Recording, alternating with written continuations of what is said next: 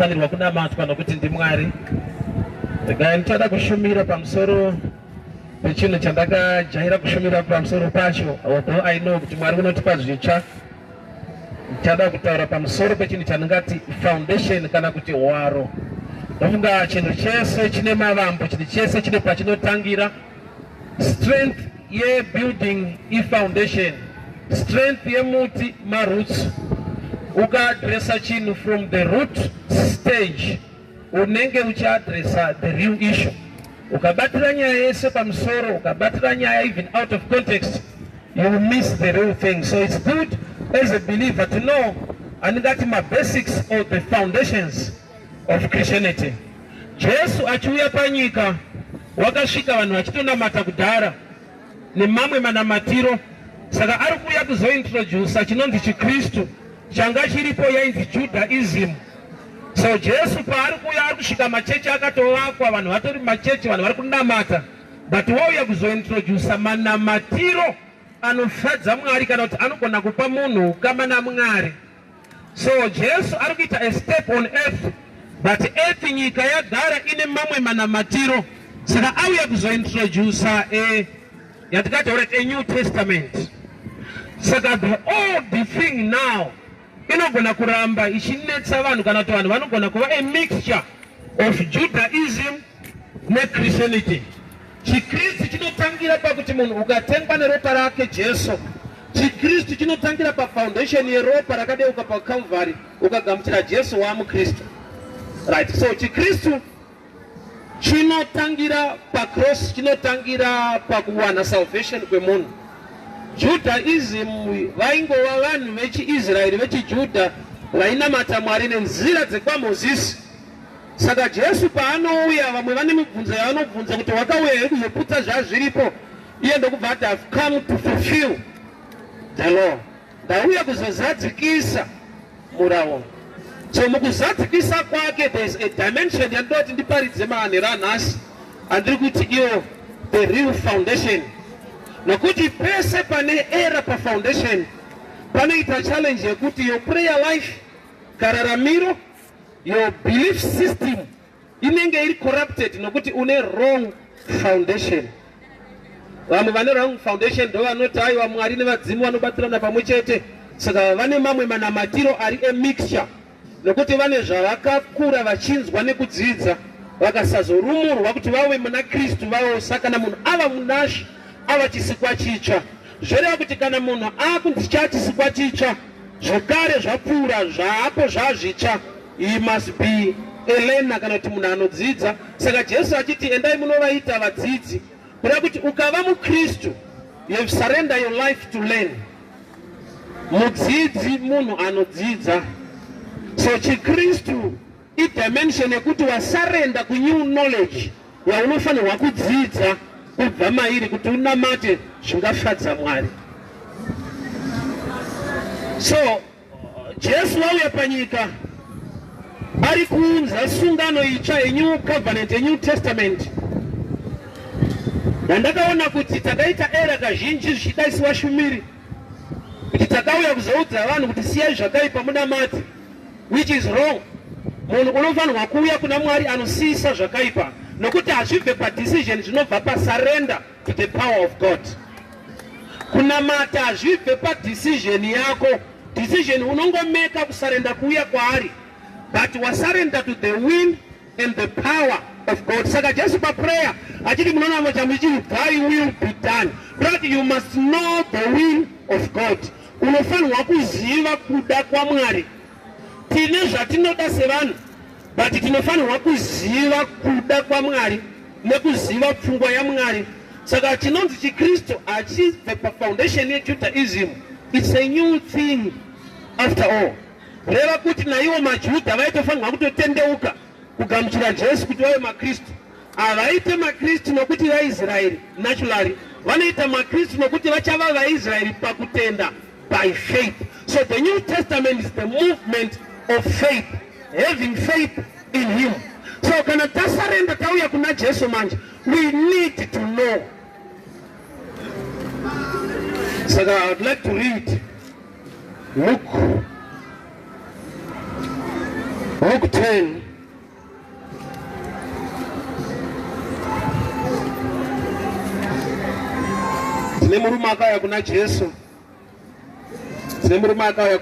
Luke chapter 10 verse 25.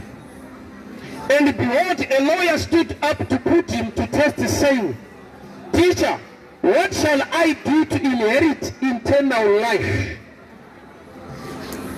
What shall I do to inherit eternal life? This question iri kubva pamunhu ane background yeJudaism vagara vachinamata Jesu asati auya.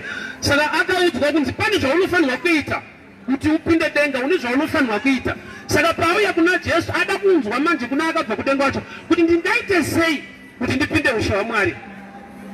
Mubvunzo wake uri correct kubva kubackground, uri wrong pakuti auya kuna Jesu arikuda kuleya futi a new foundation inonzi Christianity. So paita clash yetu foundation, Judaism arikuda kuileya upon Christianity. Ndingaite sei kuti ndipinde ushe hwaMwari? It's a good question, nokuti ndokurerwa kwaakaita.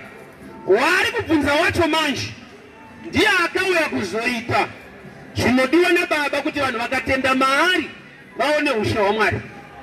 Iye ari kubvunza on personal capacity, ndingaite sei kuti ndiwane ushe hwaMwari. Ari kubvunza Jesu akauya kuzoita kuti tiwane ushe hwaMwari. Saka pano paita foundation iri kuda kulewa upon foundation yauya kuzolewa naMwari kuti munhu aponeswe. Mubvunzo wake uri correct, dai asina kubvunza Jesu.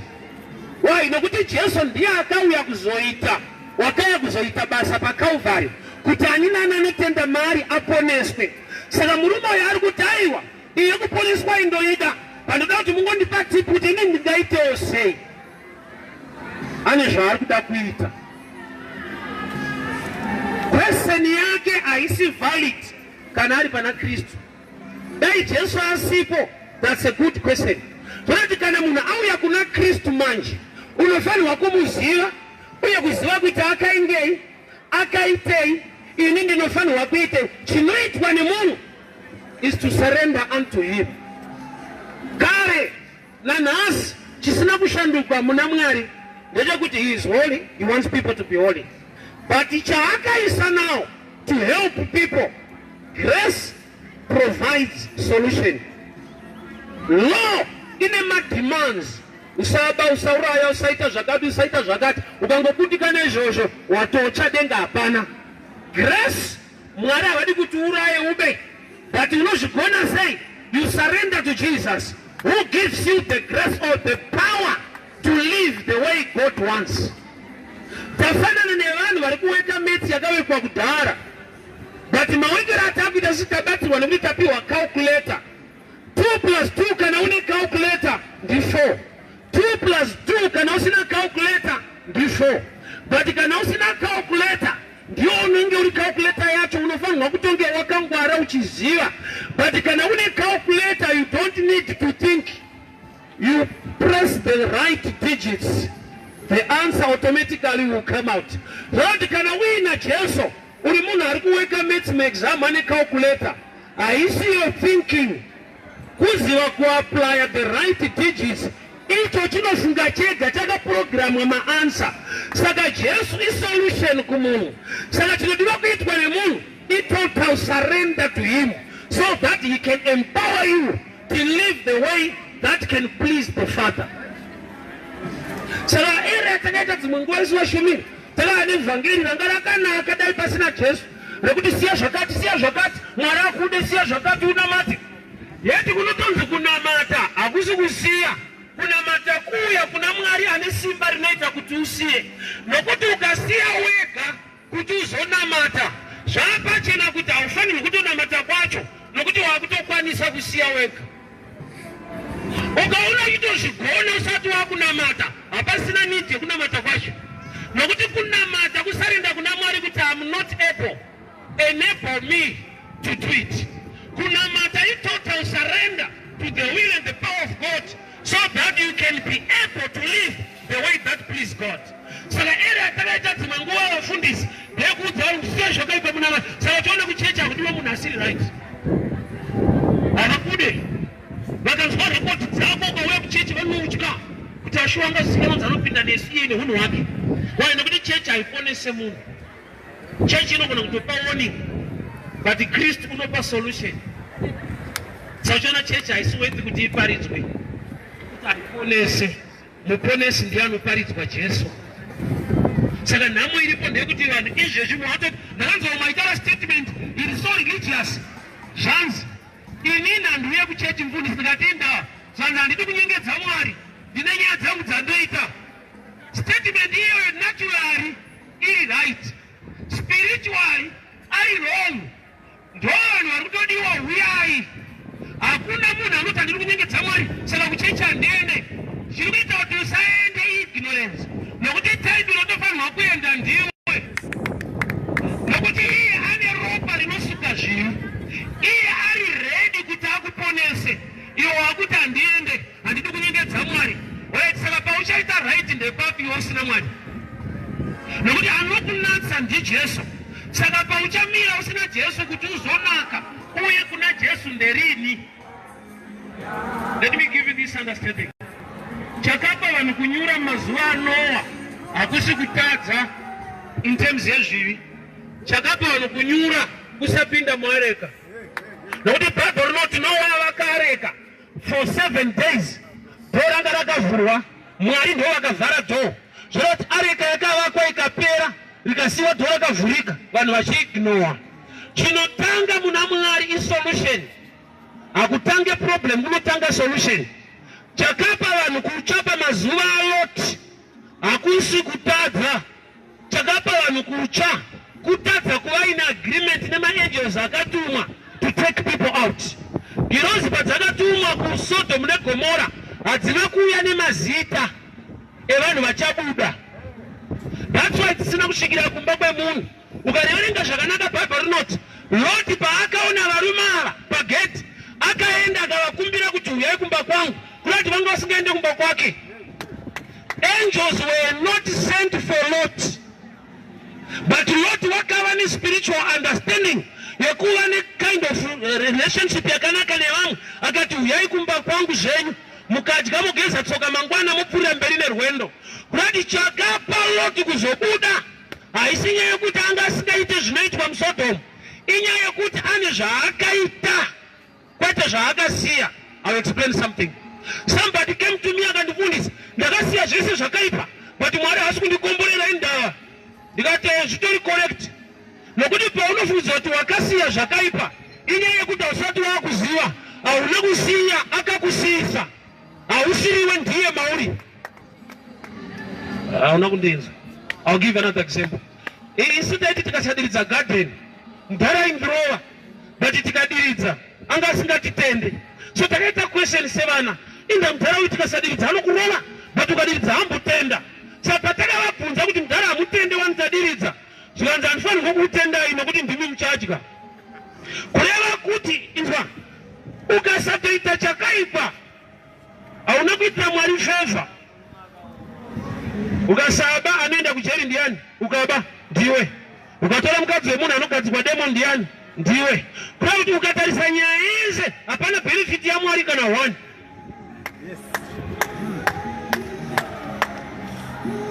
Ende zviri pachena kuti dzimwe nguva hausi kuita kwete nekuti haudi kuita. Dzimwe nguva unotya polisi kwete Mwari.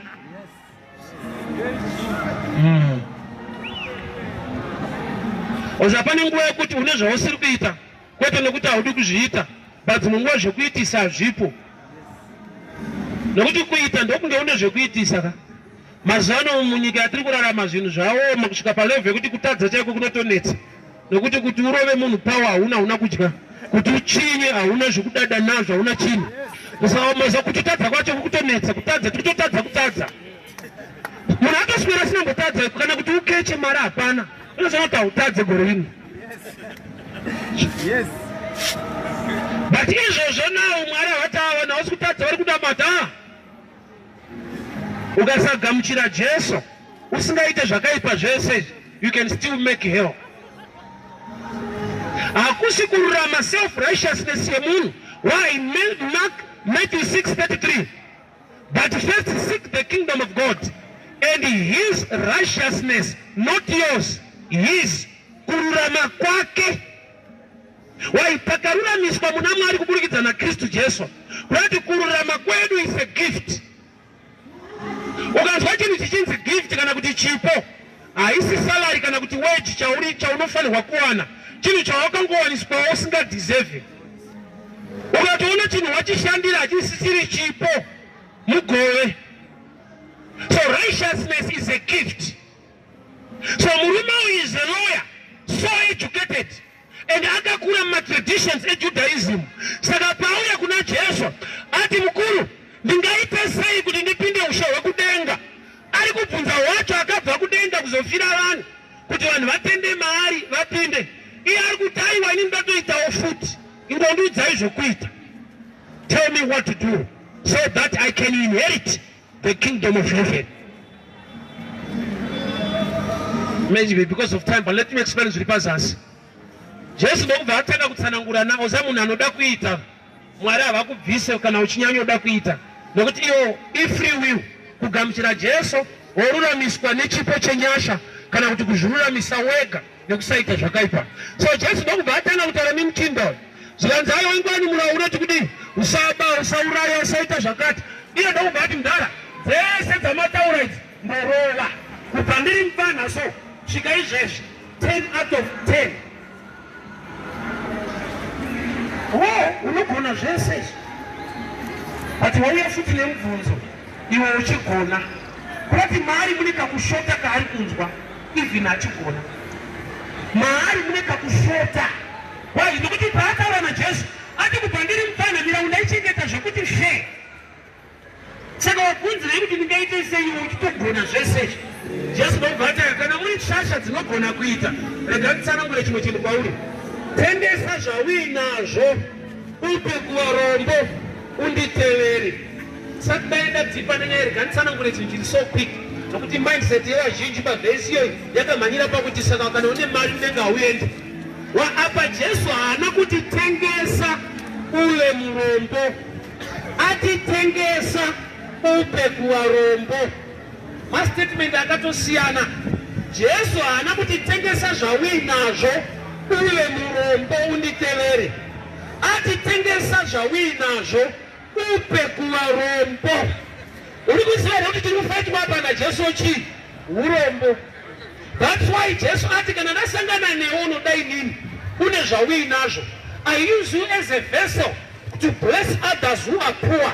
Kuti Jesu ari kufaita poverty through somebody are already blessed. That's why asina kumuti tengesa uye murombo. And futi that's why asina kutaura naye achiti ipa varombo vatengese. Aiwa, iye ndiyapiwa basa futi. Zvanzi iwewe manje chitengesa upe kuvarombo. Sei Jesu asingade kuti varombo vangopiwa zvinhu zvacho? Sei asingade kuti varombo vapiwe zvinhu vazvitengesere vega? Jesu uri kuandastenda kuti chinonzi poverty origin yacho imind.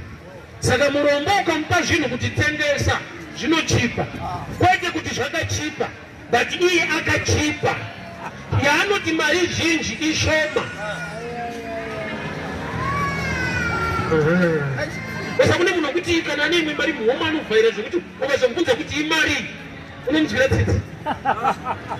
Akakupa bonus akarara kumba kwake wakapiwa unokurara kwako. But iwe une problem yekuwandirwa nezvisina kuwanda. Jesu ari kutopa vapfumi basa kuti iwe mupfumi chitengesa upe kuvarombo. Haana kuti ivape vanotengesa vega. Andoziva kuti neurombo hwainawo havachaandastenda value. Mbavha ikatoba plasma pamako TV inotengesa mari yekuti unodemba kudaka kunotengesera inini wacho wabira. Baba chinhu chese chinodhura chikabirwa ukachibirwa so chinochipa. Why? Nokuti akubira wacho akachipa. Respect chinonzi value. Iwe saka kuona zvinhu zvedu zvese zvakachipa zvokuti unotyotenga. Iwe hauti zvinhu zvakachipa here, but kune zvinochipa zvokuti kutenga kwacho unenge wakutotya futi. Pane kuchipa kwaunotoona kuti apa kapa ndogona kusungwa, iko kuri kuchipa. Unodi kufara kuti akomana mota here chiwa Benz 500 yes Benz nyowani unodi kufara kuti mwari wangu andinzwa, unototi ine mapepa, utanga kubva mapepa. Iwa kuti zvakachipa here, unonyatsa understanda kuti kumwe kuchipa. Pane dzimwe nyaya dzisina kubira mushe pakati apa. Pane value iri missing.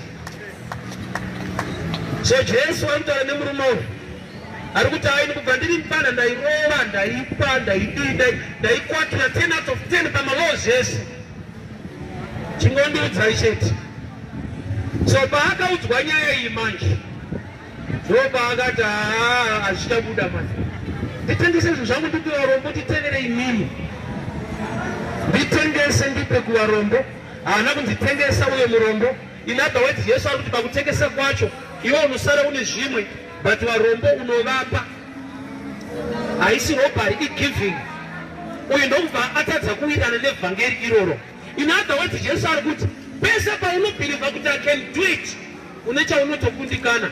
But ukabhilivha kuti he has done it, haukundikani.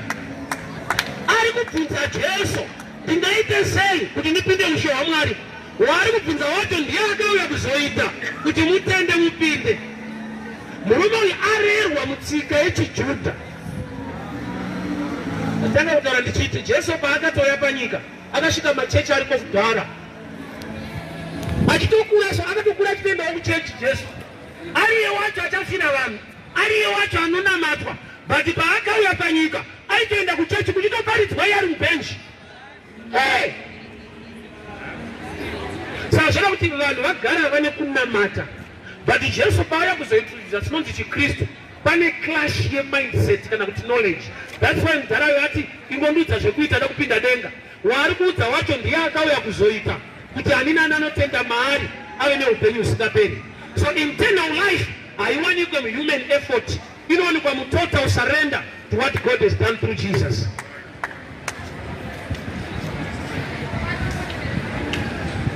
Saka tine zvimwe zvataudzana manje. Irreligion manje mindset iyo.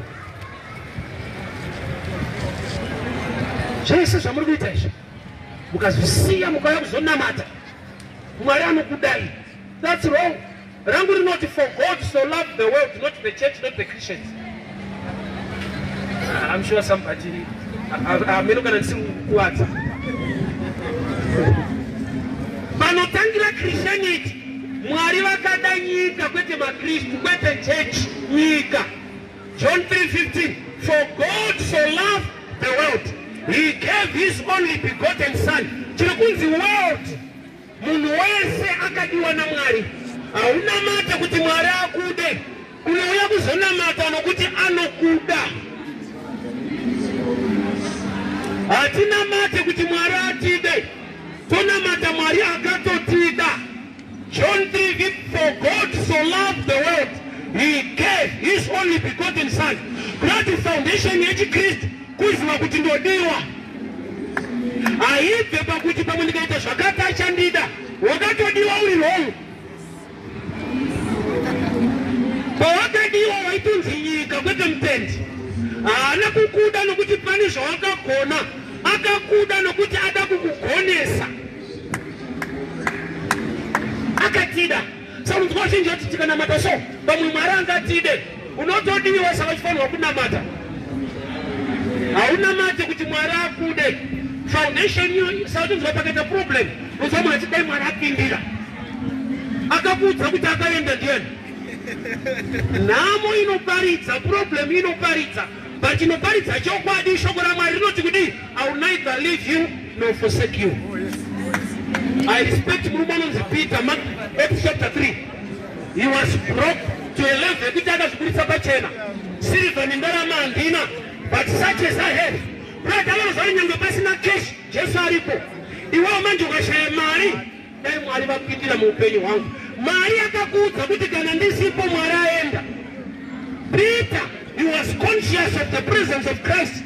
Kusvika palevel yekuti he was in crisis. He was broke, but he was all that sure kuti Jesu ndinaye. Silver nendarama handina, but Kristu handinaye. Kuda kuti mari isakunyepera kuti kana isipo Mwari akaenda. Ndoda kucorrecta belief and understanding yako concerning zvinhu zvaMwari.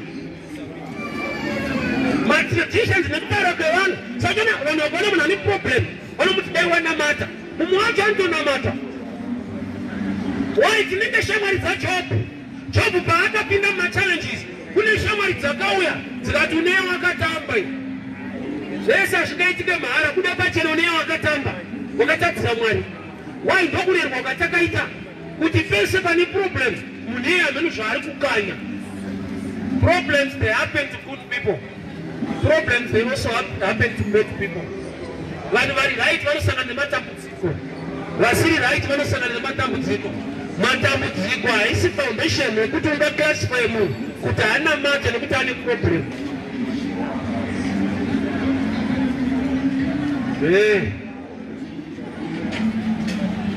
Pfungwa yako izvezvi uri kuti ndikanamata maproblems handisangane nawo.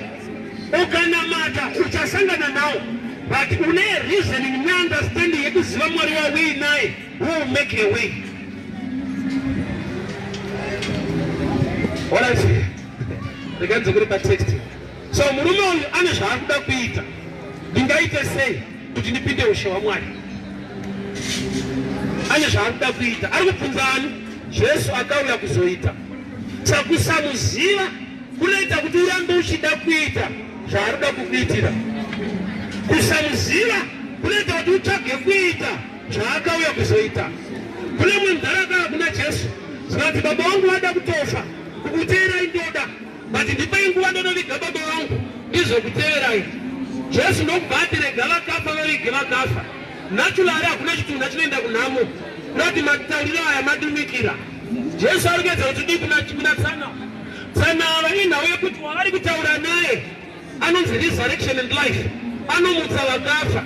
But kana asangana nemunhu anomutsa vakafa iye achikumbira kunoviga wake mudhara, he is insulting Christ's potential.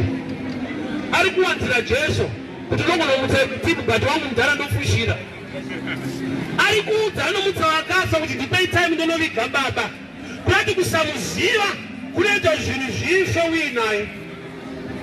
Mwari wedu manje haamanikidzire vanhu. Chikristu haisi force. Saka toda kuparidza kuri correct hakuvhundutsire vanhu. Munonotsva kune moto kwakazodii? Aiwa, hamusi kuparidza iwoning. Kuparidza kutaura kunaka kwaMwari. It's called gospel, which means good news. Kune moto wakazodai, munonotsva zvamuri kuita izvi. Haisi preaching, chiziviso. Kuparidza kutaura solution, the way out yakarongwa naMwari to save humankind. Ndingaite sei anoda kuita? Pane here zvaaifanirwa kuita kwete. Aifanirwa kusarenda muna Kristu akauya kuzoita basa paKalvari kuti vanhu vaponeswe. But ino kuti ane background yeJudaism. Hama dzangu patakazonamata Mwari tine kwatakabva. Problem iripatakabva takakurerwa for a long time. Tine zvatakatenda uye nekuziva. Ini ndicho Mwari wandidana kuti nditange kushumira 2006. Ndine background yekundakabva yemachechi kwete knowledge yekingdom. It's two separate things. Mwari pawakandidana vakati I want you to minister the gospel of the kingdom, which is far above church stuff. But inini wacho ndakabva nekumachechi ka. Kumachechi kwandakabva nako inini kwatoti Pentecostal.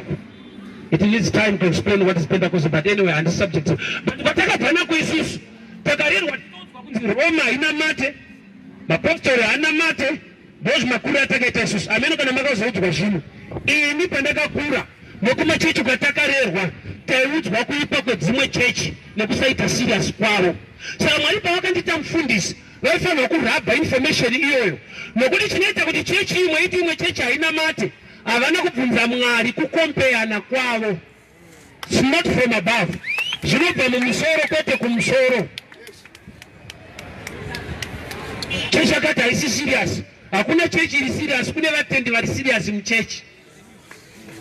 But tine marererwo edu. Saka ukauya kufumiri une background yeko wakabva une chechi dzaunoshauda, ende yokuchechi kwenye uchitofara kuti nawo background inorwisa.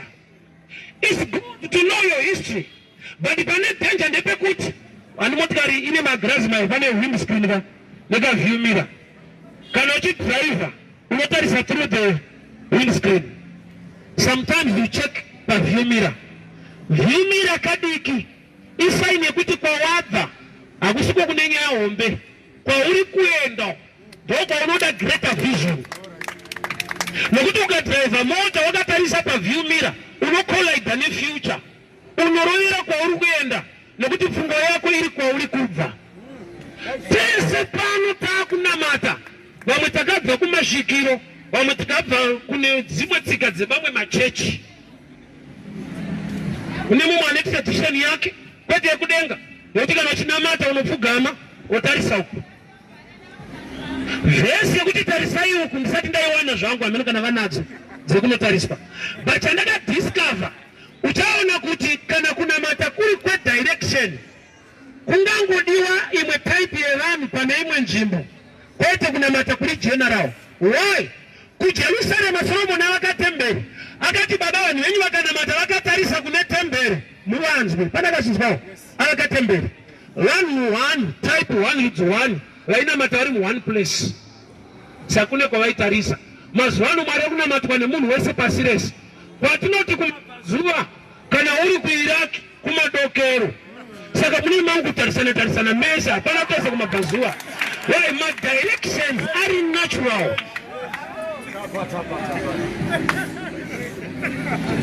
Tradition inogona kuudza munhu kuti kana uchida kusvika panzvimbo tsvene kuti unyatsodzwa Mwari unofanira kubvisa bhutsu dzako.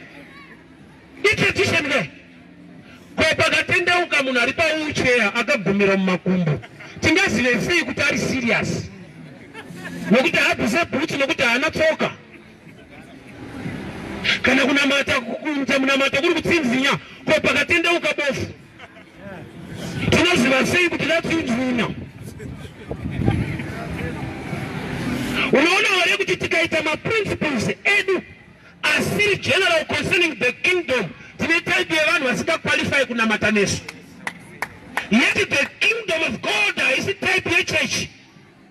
Munhu anenge atenda muropa raKristu, blood makes a family, not traditions or systems. Saka Jesu paakava panyika akasvika vanhu vachinamata kudhara, ndosaka ainetsana nawo vozoitonamata kudhara.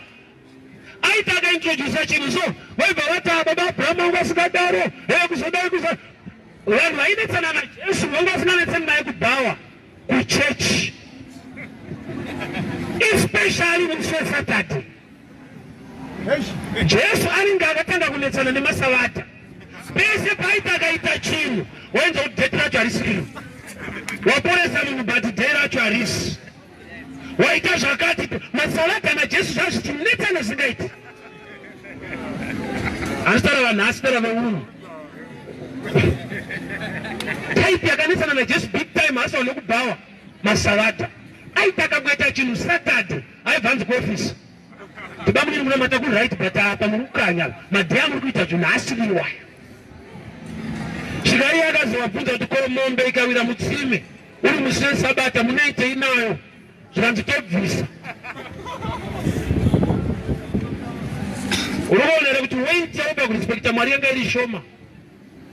Why? Nokuti kana mombe yawira havaita zvokunamata inobuda mombe.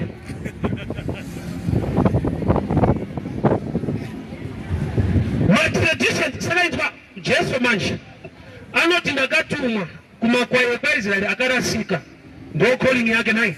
Ndakatumwa kumakwai ekwaIsraeri akarasika, Matthew 15:24 aitara nemukadzi pahome wechiKenani. Ndakatumwa kumakwai ekwaIsraeri akarasika. Setsika yake iye manje waienda kusinagoge musi weSabata ndiJesu. Iye akatumwa makwai akarasika obva aswera achienda kuchechi iri Saturday akutobudisa pachena kuti vakarasika vacho ndine dhera ndovabata, ndovabata iri Saturday kupi kusinagoge. Nokuti kana munhu akatumira vanhu vakarasika oswera achiparidza kuchechi akutobuda pachena tovarasikira kuno. Kuna chinhu chiri so challenging chekuti munhu anoita wrong achiverenga mascriptures. Munhu iye anonetsa kukorekta, nokuti kukorekta munhu ari correct paunderstanding yake. Kuparidzira munhu ari kuukoka haisi problem. Jesu akanaka tendeuka. Kuparidzira munhu ari muchechi problem, nokuti ane manamatiro aanotofungidzira kuti ndiyo. Saka Jesu anamisa nawo nepanza kuchochiko wali akashika nachina mata kudara wali mu traditions of Judaism wali mune zvavaisrael auya kuzointroduce anonzi Christianity. You see human effort but surrender to what is about to do to save humankind. Wauya kuzoita basa pa Calvary kuti anina anotenda mari apone. Saka vanhu vanga vane pfungwa yekuti unozviponesa wega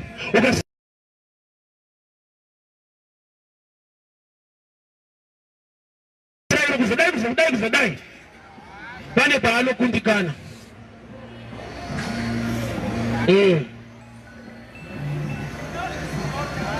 Ukati ndinougona murayiro vanhu vaichengeta murayiro vane mitsika yavakaita yekutanga the circumcised.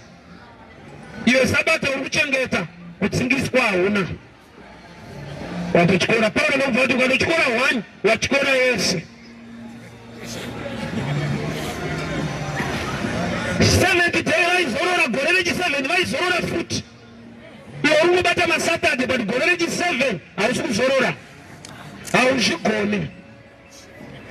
Chiona manje Mwari haana kupa vanhu murayiro vari muEgypt, akapa vanhu deliverance vakabuda, akavapa murayiro vari mugwenga. There is a special reason for that. Ukaudza vanhu vari under Pharaoh kuti Saturday hakuendwe kubasa, Pharaoh anoshadzira kuti zvidhina ngazvikanywe. Zvakafanana neizvezvo, ukati Saturday ndiende kubasa, ukapinda kambani inoendesa vanhu basa Saturday, rinoperera chechi yenyu iyoyo, kwete zvimwe zvose, rinoperera chechi. Ende chechi yako dzimwe nguva haina makampani manje. Unazoona kuti unopedzisira wakungoenda. Wai kana muri kwaFaro hazviite kuti muchengetai Sabata, nekuti naFaro wacho Saturday anokanyisa vanhu zvidhina. Saka Mwari anozoti kana munhu ari pasi pomumwe munhu haapiwe murayiro neumwe munhu. Izvozvo vasana nevakadzi vari kufamba mutauno, woti nguva izvozvi muchiri kutendeka mutauno 6-7 chama kumba, nyange uchitaura zvakanaka izvozvo kuti munhu akasinosvika pamba anokubvunza kuti kwani. Hauna kumuroora, haungapiri murayiro mukadzi usina kuroora. Mwari akatoziva kuti kusvika vanhu handavaburitsa vava vangu ndopandingavape murayiro, ende zviri izi kuti vanditeerere nokuti ndini ndakavaburitsa. Izi haiteerera, ndini Jehovha Mwari wako akakubvisa Ijipita. Usaba, usauraya. Haitangire pakuti usaba, inotangira pareminder yekuti arida kuti usaite zvese izvi, ane zvaakakuitira, akakubvisa pajoko reuranda. So fountain yanga iri deliverance. Havana kuburiswa muEgypt kuti vave vanhu vaMwari. That's why paituma Moses naMwari zvakanzi ndanoudza Pharaoh to let my people go. Vasati vakunamata Mwari, he recognized them as his own. Hauna mbozvinzwa bereka muzokorori. Vana havana kuva vanhu vaMwari pavakabuda muEgypt vakunamata. That's why Moses paakatumwa akanzi taurira Pharaoh to let my people go. Ivo vasiri kunamata waitonzi my people. Havana kuita vaMwari vabuda muEgypt, vaitova vanhu vaMwari vari pauranda. Saka dzimwe nguva pane kumwe kutambudzika kuno kunyepera kuti hausi vaMwariwo. Dai uri vaMwari usina tambudzika so. Vari muEgypt Mwari aitoti my people. Saka nhamurisa kunyepere kuti vana nyika yedu yadai so, Mwari akatoenda akatisiya. Haana, we are still his people although in challenges. Vanhu vari muEgypt, where is my people? Let my people go. But vasati vaita go, they are still my people. Saka vhangeri ratinonzwa kazhinji munzeve dzedu, ma situations hatinzwa the truth from the words. Tavakuona situation yakadai so, hausi kunamata, namata spirit. Haukatsanya so, Satani anoenda kure newe, which is wrong. Jesu achitopedza kutsanya Satani pacha, anonzi wapedza. Hazvirimo kwa. Hauna kuti ukatsanya Satani anoenda. Chinomuendesa knowledge yaunenge uinayo. That's why Jesu apedza kutsanya Satani, chakatanga kuuya isingirozi Satani. Kuzouya kufinishing. Uchipedza kutsanya iye chinotokupedzisa futi. Akabva sei pana Kristu? Knowledge. It is written. Anu ndakabva kudenga ndatotsanya so ndakuwa 40 days. Knowledge. Secret to remember fasting, in feasting, eating the word. Why not in fasting? Mwana ndio wanyima sadza. But when we anodya shoko, sala pamwe pacho kutsanya kwese. That's why usinga wane results ake fasting. Nokuti secret ya fasting, in feasting. Uchindira zvenyama uchidya zvemwe, the spirit man anokura neword. Manje wewe the spirit man haadye, the physical man haasi kudya futi. Saka 0-0. Ulipa strike, usipa fasting. Nokuti fasting secret yayo is feasting. Why nokuti Satan akauya haapinze madays awaroya. Igame ye knowledge. Unomukunda nekuziva shoko zvakanyorwa zvichinzi. So this man came to Jesus. Ane zvaakuda kuita kuti audzwe. Ndiudzei zvekuita ndipinde zvekudenga. Nanhasi tine vanhu vari kutsvaga zvekuita. Ende kune vhangeri rekuti vanhu itai zvakati. You don't live anyhow because you are under grace. But grace pachayo indori empowerment to live the way that pleases God. Ukaona munhu auya achida kugara utanga atarisa pekugara ugara. Hazvirevi kuti haafote kutenga sipo kana kuti mumba kwake hakuna sipo.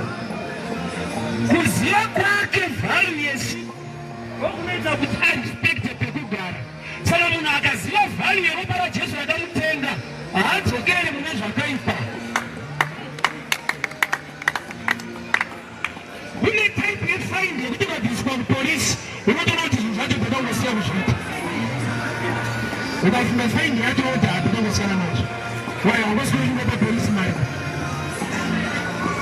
So value yechinhu chakakuita redeem, value yeropa raJesu ukariunderstanda, you don't live anyhow. Wese anogona kutenga sipo asi kana achikutamba madhaga ndokwanisa kutenga sipo chipiri kokuba even uchigona unotanga kuti ugopukuta sokugara kana kuti wakabepa uisa kugara. Uri kurespecta value yesipo. So value yeropa raJesu ukariunderstanda, you don't live anyhow. Ukaziva zvakaitika maari kuti akupe salvation, you can respect that. Kunoti pane dambudziko racho chinhu chakuitirwa kazhinji chausina kuita unogona sachikoshesa. Ita hama izvo zviri kuyangana nokutumira mari. Madyirawo unoita kana kuti ikabiwazo unosenza kuti bhazi variko inouya imwe. But ukachera trench pei yacho ikabiwa vanhu vanozobata shuwa kuti unorowa. But kana iri yekubiwa zvisina switi yakusowa hazvina machivharo. That's why even marisa vachida kupa vanhu Canaan vakasiya mune magiant. It's God given territory but still they were giants. They were fighting in a place yavari given. Mari ndamuchipa vanhu nzvimbo yekuti vandotanga vaita fight futi. Vada kumbopihoka belief kanocreate value.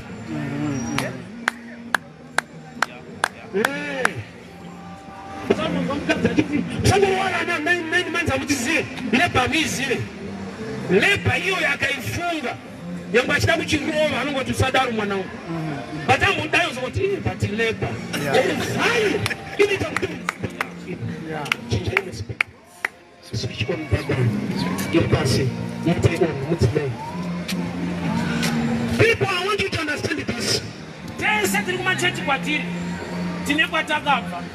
Wega kune imwe chechi kana kuti kunyika. Kaita kwatakabva manje kwatakareba background yedu ine tsika yekuti tevera patinouya. Zvakatora makore kuti Egypt idzokere ivo vanhu vabuda muEgypt nokuti vachifamba vari muwilderness vaifunga garlic. Moses wakati bvisirei kwataidya garlic. And guess what? Chinonzi garlic manje hachisi chikafu. Tunhu tunokandwa muchikafu tuma spices. Vanhu vanga vasingafunge chikafu vaifunga tunoiswa muchikafu pamausi kundinzwa kuti kanapatsana nguri ina otherwise vanhu vaichemera mhiripiri kwete muriwo garlic hachisi chikafu but vaichemera onions negarlic yeti onions dzinoiswa mumuriwo mazuva ano nyaya yemuriwo ine power mumuriwo kana mapotato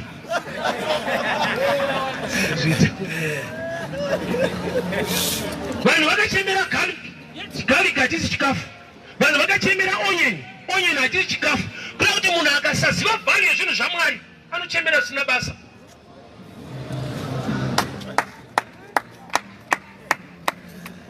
Prophecy edifies the church, but chinouyisa kuti munhu ave muna Kristu is the word.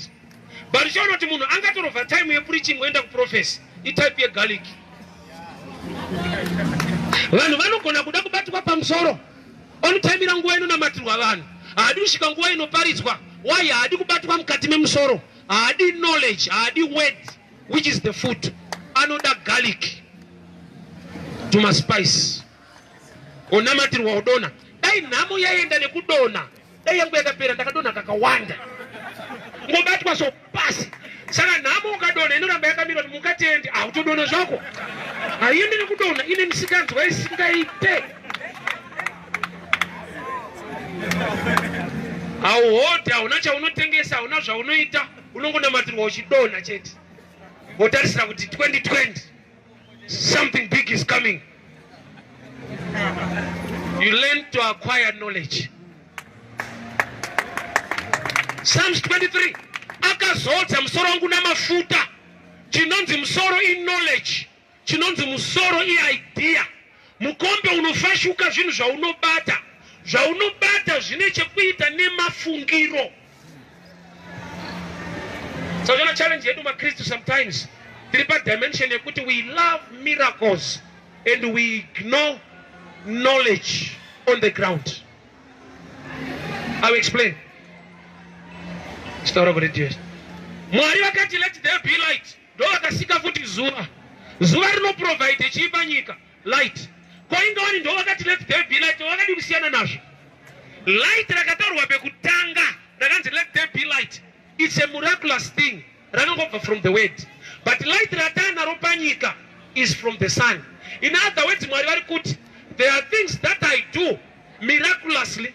There are things you must do from source or from systems. Daane 42 years. Daenda kuma crusade. I will repeat. Daenda kuma crusade. Daona mamwe pa TV. Ansana mbonzwa miracle. Yekuti kune dofora kana matirwa rakaita engineer. Mena kana prophet onyachichita. But izvo ndane 42 years. Ansana mbonzwa munhu wamwari kana matira dofo. Munhu asina kufunda akaita doctor. Why? Ukatoda kuita doctor chikoro. Prayer uite. Izvo zvingaenda kadeclare kuti be a doctor. Ukaenda kuparinya apa unosungwa. Kana kuti but prophet wacho ari powerful.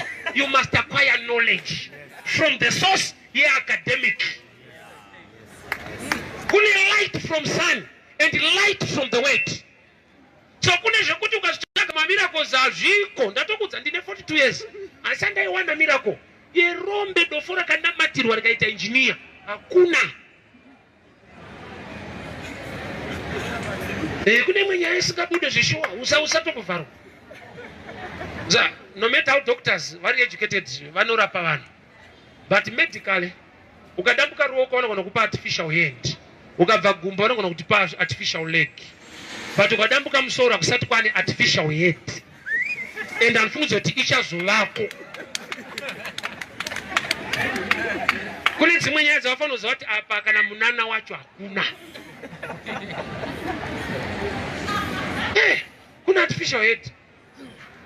Chimwe zvese vangakupe vakatora liver mumwe kudii but musoro ukadambuka zvavharana. Why? What rules the world is the head of the ideas. Saka ichocho hachidi replacement yechimwe chinhu. It must be original. That's why murume akarasikirwa nemusoro wede mu 2 Kings chapter 6. akachema kumunhu wamwari musoro wedemo warasika, pakaitika miracle musoro wedemo ukadzoka pamusoro pemvura, akautora akasungirira futi. Chandakadiscover nyangwe miracle yaitwa chakaita kuti musoro wedemo mumo urasike, vamwe isiri kurasika, masungiro avakaita misoro yedemo racho, how to tighten the head.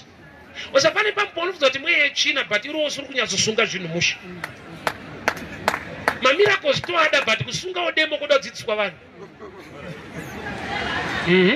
Kana tikakunamatira kuti uchawana basa kwacho unondobata nguva.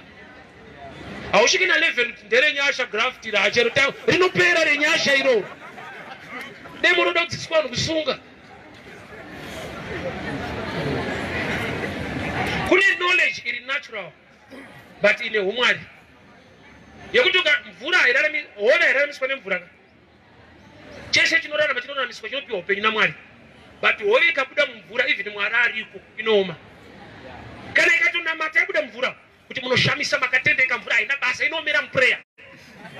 Why? Nokuti God commanded the waters to bring forth fish. It's a systematic thing designed by God. Zvinenge zviri natural hove kugara mvura but zvitori spiritual. Nokuti life yacho iri spiritual, ukabuda mvura you miss it. Yoita chinhu chiri natural. Hausera kuti kune zvinhu zviri natural zvine spiritual significance. I'll give an example. Kana shoko richiti nemavanga aJesu takaporeswa, mavanga chaiwo pamaoko aka, but healing yacho by faith spiritually inomanifesta, but source mavanga ari natural. Neropa rake takaponeswa, ropa chairo raitoerera kudai so, but ndori kupa salvation spiritually. Kurati kune zvinhu zviri natural uchizvitarisa but zvine spiritual significance. Saka uchiona even kumasvikiro kun'anga vane zvinhu zvavanoita natural, ukatosvika n'anga so ine imwe dressing yayo matehwe ekuzodii hazviitika kuti usvike pan'anga yakarova kamasoto nekakepu unoziona kuti pana manda akuvharwa pana. Why? Zvemweya but zvine zvinhu zviri natural zvaunofanirwa kurespecta. Why? Kuti kune zviri natural zvakakonekta zviri spiritual. Sati mukatora mushonga wemuzukuru unoenda pamharadzano woita zvakati, mharadzano itongori road dzakakrosana, apa hausi mushonga but kune mushonga unoda road iyo. Zvinhu zviri natural but zvinoshanda futi kuspiritual side. So tese tine kumachechi kwatakabva tikaenda kumwe, vamwe kwatiri ndokwatiri hatisati tabva ikoko, but background yedu takabva mukurerwa sevanhu, takabva mukukura mutsika dzedu nemanzwiro atinoita. Saini pandakatanga kuparidza munamato wangu, Mwari wakatsimbidzira ndirambe ndichiparidza because the spirit of God intercedes on your behalf. Mweya mutsvene akazivizira mandiri kuti pray against my traditions ekurerwa kwako, nokuti the kind of calling iri pauri is to preach the kingdom, not the gospel of church but of the kingdom of God, which is more than church. Why? Nokuti kumachechi tine zvataiudzwa tokura, bereki yedu aitotiudza kuti Roma hainamati. Amene kana yenye ungasakataura izvozvo, Apostle hainamati, Methodist West tine dzataitoselect tinonongedzera kuti haisi serious, hainamati. Saka kana wapiwa vhangeri rekingdom is more than church system. Hautarise church, unotarisa Jesu. You preach to all people. Why? Because blood makes family. But ukaenda matraditions iwayo nochitoka kuti paridzei ombotuka imwe yawakaudzwa kunzi haisi right, paridzei ombotuka vamwe wawakaudzwa kunzi vakakundikana pane zvakati. I always challenge you to well this understanding. Wese munhu, let's take side kwedu kuvafundiso, kana kune munhu waMwari mukuru ane mistake yaakaita, to me is not a failure, he's a mentor. Why? Akatiudza nzira yekuti haitwe zvinhu nenzira iyoyo. So he taught us something. In his failing, he was also teaching. So to me, he remains a mentor, not a failure. Why? Nokuti ndikakundikana pane zvandiri kuita, iwe ukazoda kuitawo zvinhu izvozvo, unotoziva kuti hazviitwe nenzira iyi, wadzidza kuneni ndakakundikana. Saka kukundikana kwemukuru hakusi kukundikana kudzidzisa vadiki kuti nzira iyi haishande. So he remains a mentor. So it's not worth to speak negative against elders. Oh, I'll give you an example. Yeah, prodigal son. Not prodigal son, yeah. Good Samaritan. Murume akapondwa murodi yaenda kuchechi. Ndimakaverenga. Rodi yaenda kuchechi. Pakauya murume ndokubva apondwa nematsotsi. Chinoratidza kuti rodi yaenda kuchechi. Pakazotera muRevhi nemupriest. vakanyenyeredza munhu vakaenda. Uri kuonera kuti murume uyu aponderwa nzvimbo yemupristi nokuti rodhi ndoenga ine matsotsi, but uyu ndiangokasika kuda kuenda kuchechi. Saka ivo pavari kumunyenyeredza iera vanofanira kumubatsira nokuti ndiye apinda panzvimbo pavo, nokuti dai iye asina kupondwa ava ndo vaichizongosvika, nokuti achingopondwa vachisvikawo vakaona apondwa kuda kuti uyu aponderwa nzvimbo yako, saka haana kukundikana, abvisa rufu rwako rukapinda make. But iyo ndo pavanonyenyeredza manje. So tena kana usina revelation une zvaunotaura against vamwe vanhu vaMwari, so uita sekunge wo right unoenda kuchechi stereki. Yeti ava pavakaita mistake vaitoenda kuchechi iyoyo, but vatokudzidzisa kuti nzvimbo inogara matsotsi, next time kana wakuya kuchechi ungwarire parodhi ipapo. So kukundikana kwevamwe hakuvaite mafailures, kunovaita mamentors, because you learn from them. Ukatsika goko rebanana wadonha usati wasimuka, ukaziva kuti ndarinzwa negoko rebanana, next time ukariona riri apo unotoshedzera kuti hatozivana tsana ndiyeko, kuda kuti rakakudonhedza rakakubatira kuti usazodonha.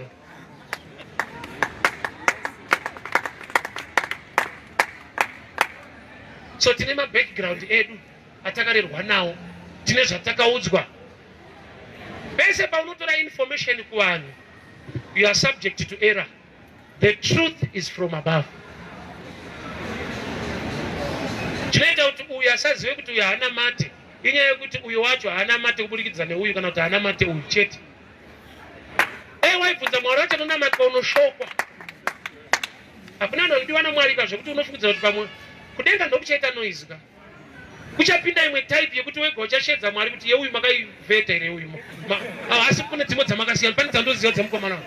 Yes. Denga ndera Mwari ka. Une vanhu vakatoudzwa kuti vari kudai saka vapinde muridzi waro nevanhu vake vanozivana. Peter akaramba Jesu ka 3. Mark 16 verse 7 inoti mukadzi aenda kuguva anonzi Nengirosi. Shoko rakataurwa naKristu kuti undotaurira vadzidzi kuti vasangane naye Galirea, obva vanzi uye naPeter. Chirungu chinoti tell my disciples to meet me in Galilee and Peter. Kuti and Peter kunofanira kuita wrong nokuti Peter is one of the disciples. Saka ukaona chirungu chakuti tell my disciples and Peter, Jesu ndiye ari kutoziva kuti vanhu vangangodaro vakamaka Peter neyaakatamba ka 3, but ini ndongomuda zvakadaro. Usapane time yekuti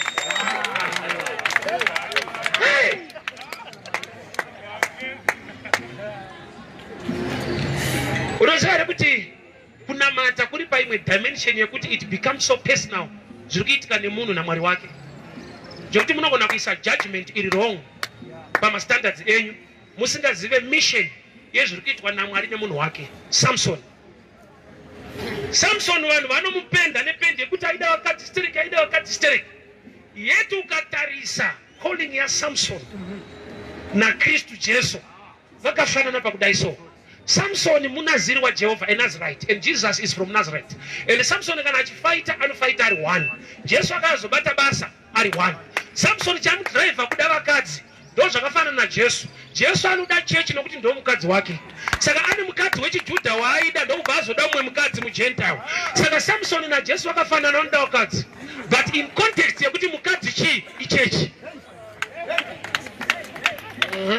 So murume unonzi Samson ukatarisa pfiro yake Judges 16, ane mukomana akabata ruoko akamuti kudi kuna mukomana zikanzi show me where the 2 pillars of the church are. Notanga iswa mucheche chimwari chenzi Dagon.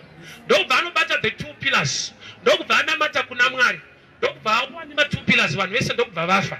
He killed more in his death kudarika paanga ari alive. Let's go to Jesus. He did more when he died. He saved all humankind. And Jesu akazviita papi pamuchinjikwa, Samson azviita papi pa the 2 pillars.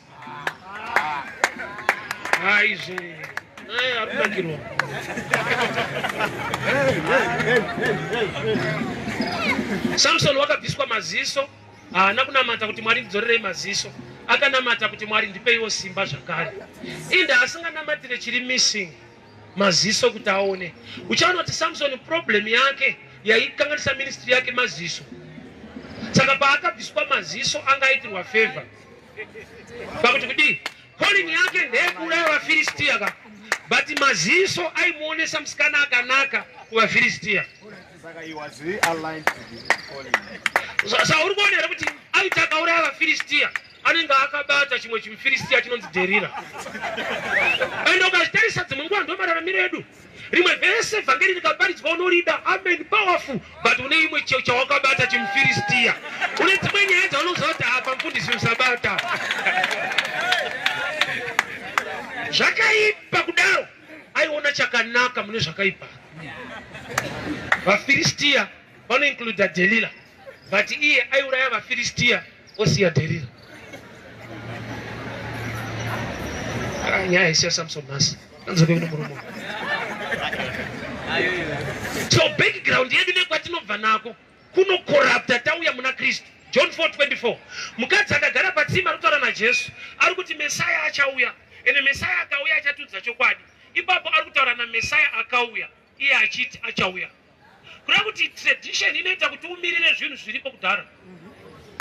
Tradition yakaudza vanhu kuti kunoshamisa hakuna mutoro. Yet revelation inoti thy will be done on earth as it is in heaven. Kurati zvinoitika kudenga zvinofanira kuitika futi pano kana maKristu anamata.